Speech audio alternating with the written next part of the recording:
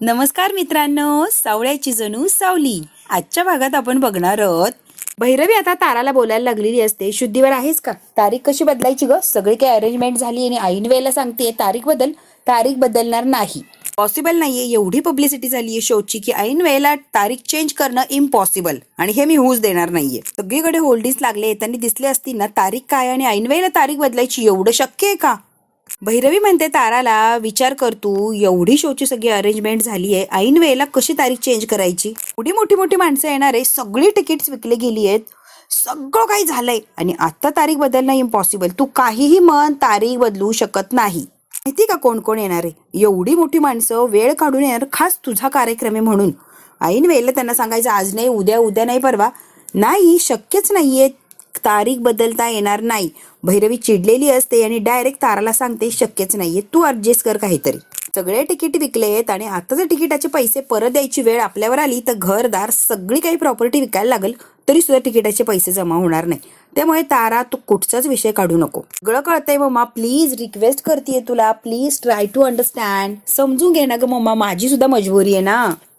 आता ऐकायला तयार नसते. काहीही कर, कसंही कर, पण तू तारीख चेंज कर, कारण मी फिल्मला जाणार म्हणजे जाणार. तारा जशी तिच्या मतावर अडून बसलेली असते तशी भैरवी सुद्धा अडून बसलेली असते. शक्यच नाहीये. मी काही झालं तरी तारीख चेंज करू शकतच नाही, आणि कोणाला म्हणणार तारीख चेंज करा म्हणून? नो, अजिबात शक्य नाही. आता भैरवी जरा ओरडून बोलायला लागलेली असते. शक्य नाही म्हणजे शक्य नाही, तारीख बदलणार नाही. तुला फिल्म सोडून द्यायला लागली तरी चालेल, पण शो काय सोडायचं नाहीये. फुल अँड फायनल तू काही शो सोडत नसते, लक्षात ठेवायचा. मी तारीख बदलणार नाही. आपल्या कार्यक्रमाची तारीख बदलणार नाही म्हणजे नाही. काळ्या दगडावरची पांढरी रेघे डोक्यात पक्कट फिट ठेवायचं. जयंती म्हणते दोघे जणी भांडू नका ना, काहीतरी मार्ग काढू ना आपण, रिलॅक्स. जयंती म्हणते तारा, मी बोलू का तुझ्या प्रोड्युसरशी? त्या म्हणते मी चूक केली, गायला रेडी आणि मी गाणं गाणार आहे हे सांगूनच चूक केली आहे मुळात मी. त्या म्हणते मी शो करणार नाही, मी फिल्मच्या मुहूर्तला जाणार म्हणजे जाणार, आणि तारा रागारागाने निघून गेलेली असते. हो म्हणतो, मी बघतो तिला काय झालंय. भैरवी म्हणते जा पटकन समजून सांगा तिला. सगळं काही आता अवघड गणित होऊन बसलेलं असतं आणि सगळ्यांच्या डोक्याला टेन्शन आलेलं असतं. ऐश्वर्या म्हणते सगळं काही ठीक आहे, मी चूक केली, मी शिक्षा भोगते आणि अजूनही शिक्षा भोगतीच मी. राजकुमार दादाचं काय? त्याने चूक केली, त्यांनी शिक्षा भोगली नाही, काय नाही, डायरेक्ट त्याला माफ करून घरात घेतलं. तमा म्हणते तू का बोलतेस त्याच्याबद्दल? तुला काय अधिकार नाहीये त्याच्याबद्दल बोलायचा. सुधारण्याचा प्रयत्न करतोय आणि त्याला शांतपणे तो प्रयत्न करू दे, त्याच्या मध्ये मध्ये करू नकोस. हा, ऐश्वर्या म्हणते तुम्ही चुकीचं बोलताय, राजकुमार दादा सुधारला वगैरे नाही. मी एका माणसाची त्याला बोलताना बघितलं, अगदी गुंडासारखा वाटत होता तो. इतकी घाबरलं, इतक्या जोरात तो भांडण करत होता, अगदी गुंडच होता बघा. राजकुमार दादाच्या अजूनही त्या लोकांबरोबरच संबंध आहेत. पूर्वीचा दादा दिसला त्याच्यामध्ये. ऐश्वर्या आता मुद्दाम राजकुमार विषयी तिलोत्तमाला आणि बाबांना भडकवून देत असते की त्याने एवढ्या चुका करून त्याला घरात घेतलं का, तर या घरचा मुलगा आहे आणि मी सुद्धा चूक केली तर मी शिक्षा भोगतीच आहे ना, मग त्याला का माफी दिली? म्हणून आता सगळ्यांच्या मनामध्ये विष कालवत असते राजकुमारच्या विषयी. तो सुधारला वगैरे काही नाही, अजूनही आहे तसाच आहे. बाबा म्हणतात ऐश्वर्या चुकतीस तू स्वतःच्या कानाने ऐकलंय का, फक्त बघितलंय ना? आता गिराईक वेगवेगळ्या पद्धतीचे असतात, कुणी सुटाबुटात येतं, कुणी साधारण येतं, अगदी कुणी काहीतरी नॉर्मल कपड्यात येतं. माणसाला बघून आपण जज करू शकत नाही ना, आणि प्रत्येक माणसाची बोलण्याची एक पद्धत वेगळी असते. समोरचा माणूस जसा असेल तसं आपल्याला बोलायला लागतं, आणि एक्झॅक्टली राजकुमार सुद्धा तसंच करत असणार आहे. तुझे म्हणते ना ऐश्वर्या, त्यावर मला विश्वास नाहीये. तमा म्हणते ज्याला जी भाषा कळते ना त्या भाषेतच समोरच्याशी बोलायला लागतं, त्याशिवाय समोरच्या व्यक्तीला आपली भाषा कळतच नाही. तमा म्हणते जशी तुला ज्या भाषा कळेल त्या भाषेत बोलते ना मी ऐश्वर्या, तसंच राजकुमार सुद्धा त्या माणसाला त्याला जी भाषा कळेल त्या भाषेत बोलत असेल. याआधी सुद्धा सांगितलंय की तो प्रयत्न करतोय, त्याला प्रयत्न करू दे, त्याला जज करू नको, पण तू काय ऐकायला तयारच नाहीये. त्यामध्ये लुडबुड करू नको, 1000 वेळा सांगून झालंय, पण तुझ्या डोक्यात काही शिरत नाही. बाबा म्हणतात ऐश्वर्या जमलं तर काहीतरी शिक की त्याच्याकडून, सुधारण्याचा प्रयत्न कर, या गोष्टी शिक की त्याच्याकडून. चुका केल्या सगळं सांगते, पण तो सुधारतोय हे कुठे सांगते, हे कुठे अनुकरण करतेस तू? ऐश्वर्या म्हणते ते ठीक आहे बाबा, पण कसं आहे ना, अमृताबाईंनी आणि बाळाची काळजी वाटत होते ना म्हणून सांगितलं मी. तिलोत्तमा म्हणते अगं त्यांच्या दोघांची काळजी घ्यायला आम्ही समर्थ आहोत, तू फक्त तुझंच बघ की, तू कशाला सगळ्यांच्या पंचायती करायला चालली आहेस? ऐश्वर्याला बाबाने आणि तिलोत्तमाने चांगलं सुनावलेलं असतं आणि परत तोंडावर पडलेली असते ऐश्वर्या. तिलोत्तमा म्हणते तुझं बोलून झालं असेल, राजकुमार विषयी काय गरळ ओकायची आहे ते झालं असेल तर निघ आता इथून. तोंडात मारल्यासारखी ऐश्वर्या गुपचूप तिथून निघून जाते. तिलोत्तमा किंवा बाबा तिच्या कुठल्याही भूल थापाला बळी पडत नाही. बाबा आणि तिलोत्तमा ऐश्वर्या गेल्यावर हसत असतात. एखाद्या गोष्टीला एखाद्या व्यक्तीला नजर लागू नये म्हणून काळा टीत लावतो ना, तशी ऐश्वर्या टीते आपल्या घराला असं समजायचं आणि सोडून द्यायचं. ती सुधारणार नाहीये. कठीण आहे हा, कसली धीट आहे बघा की. आता राजकुमार एक गाडी रिपेअर करतो आणि त्या माणसाची खूप छान अशी गाडी रिपेअर केलेली असते. तो माणूस उतरतो आणि म्हणतो किती झाले. राजकुमार म्हणतो 1000. 50 रुपयाचं काम केलंय आणि 1000 रुपये सांगताय होय. हे घे 500. राजकुमार म्हणतो हे बघा साहेब, हे पैसे घ्या, तुमची गाडी फुकटात नीट केली असं समजा. राजकुमार विचारात चाललेला असतो. त्या माणसालाच लाजल्यासारखं होतं आणि 1000 रुपये राजकुमारच्या हातावर तो देतो. राजकुमार आता कामाला चाललेला असतो. तेवढ्यात काय सदाशिवचा फोन आलेला असतो. काय रे टोप्या, कुठे तू, किती फोन लावतो, उचलता येत नाही का तुला. तो आता जरा धीट झालेला असतो. ऐश्वर्याने त्याला हवा भरलेली असते ना. बोला बोला, कामाचं बोला. सॉलिड आहे रे, पण कसं आहे ना, फोनवर बोलता येणार नाही ना, रिस्क आहे ना फोनवर बोलण्यात. राजकुमार म्हणतो आपण भेटू आणि मग काय ते काम सांगू, कारण काम जरा रिस्की येणार आहे, असं फोनवर नाही सांगू शकत मी. आपण भेटू आणि मग काय तुला समजावून सांगतो. भेटून, बरं भेटून आपण बोलूया, पण माझी एक कंडिशन आहे. राजकुमार म्हणतो कंडिशनचं स्पेलिंग तरी येतं का, कंडिशन वगैरे ठेवायला लागलाय. बरं ठीक आहे, काय सांग. भेटण्याची वेळ आणि जागा मी ठरवणार, जर असेल तर यायचं. हा या मग भेटायला. राजकुमार म्हणतो ठीक आहे रे, बोलशील ना, तिथे भेटायला तयार आहे. बघा राजकुमार फोन ठेवलेला असतो. आता फोन ठेवल्यावर सदाशिव हसायला लागलेला असतो, कारण त्याला राजकुमारला अडकवायचं असतं आता ऐश्वर्याच्या सांगण्यावरनं. राजकुमारला काहीतरी शंका आलेली असते. याचा बोलण्याचा ॲटिट्यूड, त्याची भाषा काहीतरी जरा वेगळंच असतं. राजकुमार सेकंदात म्हणतो बोलविता धनी कोणीतरी वेगळा दिसतोय, याचं डोकं नाहीये ह्या बिंडोक माणसाचं. तू सापडला की काय याला, बघायला लागणार याच्याकडे. आता जयंतीने अगदी तोंड झाकून घेतलेलं असतं आणि डोक्याला हात लावलेला असतो. भैरवीचे तळपायाच्या मस्तकात गेलेली असते. ही पोरगी नेमकी अशी का करू शकते आणि कसंच करू शकते मला हेच कळत नाहीये. सावली बिचारीचं डोकं बधीर झालेलं असतं. आता करायचं काय. जयंती आता काय तोंड लपून बसलीस ग, काय म्हटली होती. नाक दाबलं की तोंड उघडतं, उघड की तोंड, आता दाब तिचं नाक. बघ मी आता काय करते. काय काय काय काय सगळे वादे केले गेले का सगळे फुकटात. देवी आता भयंकर अशी चिडलेली असते आणि ताराच्या अंगावर धावून गेलेली असते. पोरगी 5 मिनिट सुद्धा थांबली नाही इथे. फाड फाड फाड बोलली आणि निघून गेली. आणि जयंती, एवढ्या मोठ्या मोठ्या बाता मारल्या, काही उपयोगी का त्या बातांचा. केलंच का काही का गे. माझंच चुकलं, मी या बाईवर विश्वास ठेवला. अशा लोकांवर मी विश्वास ठेवायलाच नको होता. आता सावली म्हणते माई तुम्ही शांत व्हा जरा, जरा शांत व्हा. कशी शांत हो तूच मला सांग, मग मी शांत होते. बघितलं नाही का आत्ता काय झालं. डायरेक्ट तोंडावर नाही म्हणून गेलीये ती. 2 दिवसावर आला, एवढा भव्य दिव्य शो आणि तोंड घेऊन मला नाही म्हणतीये ती. लाज वाटतीये का तिला. शांत हो तूच मला सांग. म्हणते शांत व्हा, काहीतरी करू ना आपण. कुठे तोऱ्यात निघून गेली सावली ती आणि तू मला सांगतेस का शांत हो. पडतंय का तुला तरी. भैरवी आता खूप काही बोलायला लागलेली असते. तिला पुढचं टेन्शन आलेलं असतं. हिने गाणंच नाही गायलं तर करायचं काय. एवढ्या मोठ्या शोची सगळी काही भरपाई मला घरातून द्यायला लागणार. तारा तर नाही म्हणून मोकळी झालेली असते. आता सगळ्या काही गोष्टी कशा ऍडजस्ट करायच्या, कशा हँडल करायच्या, सगळं काही भैरवीच्या डोक्यावर ओझं आलेलं असतं. म्हणते टेन्शन घेऊ नका माई, जातो आणि तारा मॅडमला घेऊन येतो. सावली म्हणते असं झालं तर आनंदच होणार ना. जयंती म्हणते सावली तुझ्या पोटात मावणार नाही ना, एवढा आनंद तुला देते, चल तारा मॅडमला घेऊन ये. आता जयंतीने जबरदस्तीने सावलीला चालवलेलं असतं ताराला कन्व्हिन्स करण्यासाठी. तारा कन्व्हिन्स होणार नाही हे सगळ्यांना माहिती असतं, तरी जयंती मुद्दाम सावलीला घेऊन चाललेली असते तिला कन्व्हिन्स करायचंय म्हणून. भैरवी डायरेक्ट धमकी देते तिला घेऊनच यायचा. बिचारी सावली खाली मान घालते. जयंती म्हणते हो येतो की. भैरवी म्हणते चल निघ इथून, तिला घेतल्याशिवाय आत यायचं नाही. आता फिल्मचा जो प्रोड्युसर असतो, त्याचा जो PA असतो, तो म्हणतो सर इतक्या शॉर्ट नोटीसवर तुम्ही काय एवढी फिल्म सुरू करायचा निर्णय घेतला, काही कळतच नाहीये. सगळाच गोंधळ उडालाय आणि सगळी अरेंजमेंट अवघड आहे सर, पण कसं करणार सगळं काही तुम्हीच सांगा.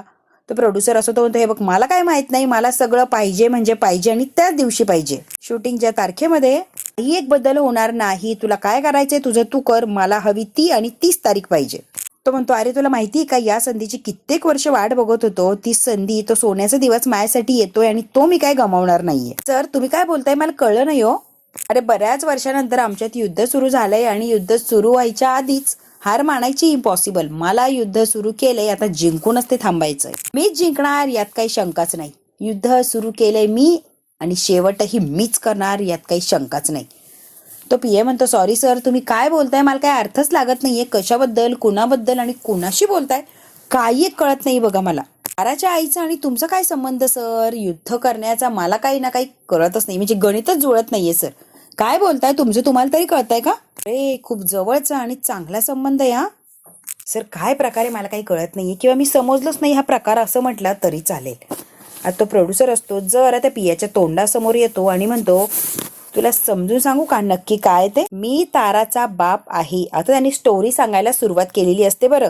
जे काही इतक्या वर्षांपासून घडलेलं असतं ते आता सगळं काही याला सांगत असतो. मी सुमंत वजे ताराचा बाप आहे. ते आता शॉकच बसलेला असतो. त्या प्रोड्युसर असं सांगतो तेव्हा पिये अगदी धक्क्यानेच त्याच्याकडे बघतो. तर तुम्ही काय बोलताय? तुम्ही आणि ताराचे वडील? हे कसं शक्य आहे? हो, हे शक्यच आहे. ताराला माहित नाहीये, कळतंय का? तू तिला काही सांगायचं नाहीये, कळतंय का? मी जसं लपवलंय तसं तू सुद्धा लपवायचं. हो सर, मी तिला काही सांगणारच नाहीये. पण नेमकी काय प्रकार आहे? कशामुळे तुम्ही एवढे चिडला? किंवा त्याच दिवशी सगळं हवंय? कसला सूड उगवताय? मला कळेल का सर? आता सगळं काही ताराचे वडील अगदी डिटेलमध्ये सांगायला सुरुवात करतात. तारा लहानपणी असताना शाळेत गाणं म्हणत होते आणि गाणं म्हणता म्हणता मध्येच ती बंद पडते, कारण तिला गाणंच म्हणता येत नसतं. आणि तिचं गाणं जे अर्ध राहिलेलं असतं ते सावली उचलते आणि सावलीने सगळं काही गाणं पूर्ण केलेलं असतं. सगळ्यांची वावा मिळालेली असते आणि ताराची नाचक्की झालेली असते. खूप लहान असले तेव्हापासून सावली आणि तारा दोघींनी एकत्र येऊन गाणं गायचं हे सुरू झालंय ते आत्तापर्यंत. भैरवीने लालच दिली, ताराला कशी त्याची मजबुरी ओळखली आणि तिला जबरदस्तीने गायला लावलं. आणि ताराला आवाजही नाही, गळाही नाही, तरी सुद्धा ती गाती असं दाखवलं. आणि सगळं काही काम सावलीकडून कसं करून घेतलं. आतापर्यंत सावलीला ब्लॅकमेल केलं आणि सावलीकडे सगळं काही गाणं वगैरे करून घेतलं. दिसतीये समोर तारा, पण आवाज आहे सावलीचा. सगळं प्रत्येक शब्द त्यांनी अगदी डिटेलमध्ये आपल्या पियेला सांगितलेलं असतं. एक मनावर ओझं असतं. आज त्याची बोलून जरा मोकळा झालेलं. रवीने कसं टॉर्चर केलं, कसं दम देऊन, कसं अधिकार गाजवून तारालाही गायला लावलं आणि सावलीचे कसे हाल केले आणि टॉर्चर केलं, सगळं काही त्याला दिसत असतं. आणि तेच त्याने सांगितलेलं. शिक्षा द्यायची, छडीने मारायची, उपाशी ठेवायची, कोंडून ठेवायची, फक्त आणि फक्त गाणं म्हणायचं आणि मी म्हणेल तसंच वागायचं. लहानपणापासून ताराला अशीच त्याने ट्रीटमेंट दिलीये. ताराला शिक्षा करायची, नाही गाणं म्हटलं तर तिला कोंडून ठेवायची, उपाशी ठेवायची. भैरवीने तिला हवंय तसं आणि तसंच काय केलेलं असतं लहानपणापासून तारासोबत, फक्त आणि फक्त पैसा मिळवण्यासाठी. आता सुद्धा तारा एवढी मोठी झाली तरी तिलाही सोडलं नाही आणि बिचाऱ्या सावलीला सुद्धा सोडलेलं नाहीये. मला कसं टॉर्चर केलं, मी जर विरोधात गेलो तर माझ्या सणासण कानाखाली द्यायची, अगदी मला तुच्छ वागणूक द्यायची किंवा नवरा म्हणून मला काही डिमांडच देत नव्हती. थोडक्यात भैरवीला पैशापुढे एक नाती गोती कुणीही काहीही दिसत नव्हतं, ना तारा न मी. फक्त स्वार्थीपणे तिला पैसा आणि पैसा दिसायचा आणि त्या पैशासाठी ती काहीही करायला, कुठच्याही थराला जायला तयार व्हायची. आणि तिने आत्तापर्यंत अगदी तेच केलंय. ताराचे बाबा आता तेव्हा भैरवी बरोबर भांडलेले असतात की सावलीमध्ये असलेली गाण्याची कला हिसकावून घेतीये, हे किती दिवस करणार आहे, कधी ना कधीतरी हे सत्य सगळ्यांच्या समोर येणार आणि सावलीचा चेहरा सुद्धा लोकांना कळणार. सावलीमध्ये काहीतरी टॅलेंट आहे, ती काहीतरी करू शकते हे लोकांना कळणार म्हणजे कळणार. हा फसवा फसवीचा धंदा कशाला करतीयेस तू? नाही तुझ्या पोरीला गाता येत तर विषय संपला. दुसऱ्याच्या पोरीला वेठीस धरून का गायला लावतीयेस? बाबांनी खूप वेळा समजून सांगितलेलं असतं ताराच्या, पण भैरवीने काही माघार घेतलेली नसती किंवा तिने ऐकलेलंच नसतं. तिने खूप त्रास दिलेला असतो ताराला आणि सावलीला. ताराच्या वडिलांनी सांगितलेलं असतं, तू तयार केलेलं जग एक ना एक दिवस कोसळणार आणि हा तुझा डोलारा आहे तो गळून पडणार. तुझा चेहरा एक दिवस सगळ्यांच्या समोर येणार म्हणजे येणार आणि तू कशी आहे हे लोकांना नक्की कळणार. भैरवीच्या इगोमुळे, तिच्या पैशाच्या माझ्यामुळे माझा संसार उद्ध्वस्त झाला. मला माझ्या दारापासून खूप दिवस झाले लांब राहायला लागलं. माझा संसार छान चालला होता, छान मुलगी होती, बायको होती, सगळं काही सुरळीत चाललं. भैरवीची लालच, तिचा माज, तिचा इगो आणि पैशांचा हव्यास, सगळ्या गोष्टीने माझ्या संसाराची अगदी राख रांगोळी केली आणि उद्ध्वस्त झालं. शेवटी मला तो संसार, ते घर सगळं सोडून निघून जायला लागलं. आणि मी ते सगळं सोडलं आणि लांब आलो. ते इकडे माझं विश्व नवीन निर्माण केलं. माझ्या छोट्या मुलीला काही कळत नव्हतं रे, पण भैरवीच्या जाचाला, तिच्या टॉर्चरिंगला इतका कंटाळा होतो की सगळं सोडून मी माझं नवीन जगात पदार्पण केलं आणि सगळ्या गोष्टींना रामराम केला. भैरवी जवळ राहणं अशक्य होतं. सगळ्या बारीकनिरी गोष्टी सांगितलेल्या असतात. त्या पियेला इतकं हे होतं, बापरे सर तुम्ही इतकं काय सहन केलंय? ताराच्या इतकी डेंजर आहे की तिने तुम्हाला सुद्धा घरातून काढून दिलं आणि अजूनही ताराला टॉर्चर करतीये. जे सत्य आता इतके दिवस भैरवीने लपवलेलं असतं, जगापासून लपून छपून ठेवलेलं असतं, ते आता ताराच्या वडिलांनी एका मिनिटात सगळ्यांना सांगितलेलं. आता सावली आणि जयंती ताराकडे आलेले असतात. जयंती म्हणते, एकदा भेटूया ताराला, कशी सुतासारखी सरळ करते ना बघस तू आता. सावली बिचारी तिच्या बरोबर आलेली असते, ती काही बोलत नाही. जयंती म्हणते, बघितलं हिची कशी अक्कड आहे ना, बाहेरच काढते मी. ताराला दम देण्यासाठी जयंती आलेली असते आणि काही झालं तरी ताराला घेऊन जायचं आणि गाणं गायला लावायचं असं भैरवीने सांगितलेलं. तारा आता घरी नसतेच. 2 दिवसावर शो आलाय आणि ही पोरगी नाहीये. आता जयंतीला परत टेन्शन येतं, करायचं काय. तेवढ्यात काय ऐश्वर्या आलेली असते मध्ये मध्ये करायला. गाणं गायला नाही म्हणतीये, शो कसं कॅन्सल होणार, शो कॅन्सल होणं शक्यच नाहीये. जयंती आणि सावली बोलत असतात ते सगळं काही ऐश्वर्याने ऐकलेलं असतं. ऐश्वर्या म्हणते यांचा नेमकी काय प्लॅन आहे ना बघायलाच पाहिजे. ऐश्वर्या म्हणते मी करते की मदत. जयंती म्हणते काय गरज नाही तुझ्या मदतीची. सावली म्हणते वहिनी घ्या की, कुठूनही मदत मिळण्याची मतलब आहे आणि काम होण्याची मतलब आहे. किती भोळी आहेस ग, ती इतकी मतलबी आहे, ती कधीही कोणाच्या कामी येऊ शकत नाही. एक नंबरची स्वार्थी आहे सावळे आणि ती आपली मदत करणार आहे का. राजकुमार आता अमृता करत ओरडतच आलेला असतो. अमृता स्वयंपाक करत असते तेवढ्यात राजकुमार किचन मध्ये येतो. राजकुमारला आता नवीन बिझनेस चालू करायचा असतो. अमृताला म्हणतो की आता नवीन बिझनेस करायलाच लागणार. थोडाफार जास्ती पैसा मिळाला तर बाळ येणारे त्याचे लाड करता येईल, त्याला हवं नको ते करता येईल. माझ्या जे गॅरेजमध्ये पैसे मिळतात त्यात एवढं काही देऊ शकत नाही ग त्याला. कुठलीही गोष्ट त्यांनी मागितलं तर मी ती पूर्ण करू शकत नाही. त्यामुळे नवीन बिझनेस काहीतरी मला करायला लागणार, म्हणून नवीन दुकान काढायचंय मला. अमृता म्हणते ठीक आहे, तुम्ही जे धडपड करताय ती चांगलीच आहे. नवीन दुकान काढण्यासाठी पैसा कुठून आणायचा, म्हणजे भांडवल कुठून उभं करणार आहे. अमृताला टेन्शन आलेलं असतं. राजकुमार म्हणतो नको टेन्शन घेऊ. अमृता म्हणते टेन्शन कसं नाही, पैसा लागणार म्हणजे टेन्शन तर येणारच ना. लोन घ्यायचंय ना. अमृता म्हणते नाही, लोनची मला भीती वाटते. लोन वगैरे नको, अगं फेडू आपण लोन. नाही, लोन म्हटलं की मला भीती वाटते. अमृता म्हणते जे काय कराल ना नीट आणि विचार करून करा, उलटे पलटे उद्योग करू नका. आणि हो, ताराच्या शोला पण जायचंय, लक्षात ठेवा. बिचारी अमृता खूप टेन्शनमध्ये असते आणि तिला भीती वाटत असते की राजकुमार परत पहिल्यासारखं वागू नये, म्हणून त्याला खूप ती जपत असते. राजकुमार म्हणतो नवीन गाडी घ्यायची का. अमृता इतकी जोरात ओरडते गाडी. राजकुमार म्हणतो अगं साडी म्हटलो, गाडी नाही. खोटं बोलू नका, तुम्ही गाडीच म्हटला. राजकुमार आता समजूत काढतो आणि अमृता आता हसायला लागलेली असते. तारा आणि सोहम बाहेर असतात आणि आता काय, तारा फुगलेली असते आणि सोहम तिला समजावून सांगत असतो. पण किती वेळ बाहेर थांबायचे. तारा म्हणते मला माहित नाहीये. कधी ना कधीतरी सगळ्यांना फेस करायला लागणार, सगळ्यांच्या समोर जायला लागणार. मग का हट्टीपणा करतेस तू, जाऊन एकदाच फेस कर सगळ्यांना.